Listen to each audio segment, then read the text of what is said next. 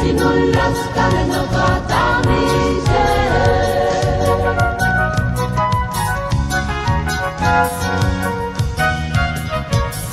Saluna parang pagyangan Pagkakit kalema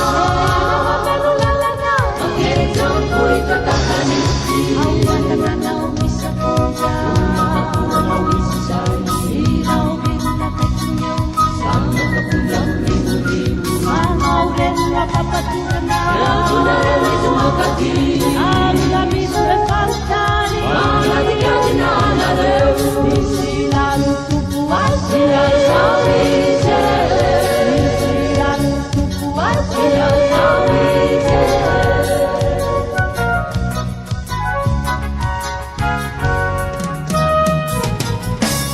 Ale sitaw maulaga na magtanggaw sa lema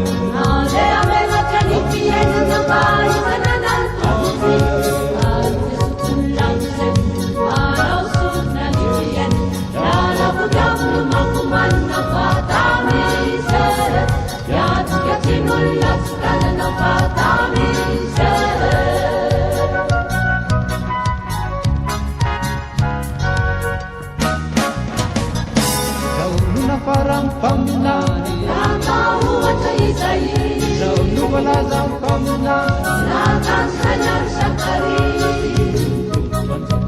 Sana sa maging misyon niya Ang ginawang tutulik siya Sa mga para niya dinaw Pabintong pandaganaw Pagkalitan niya po na isip Sa minuwa pa na pamataran na Mas mga Jerusalem na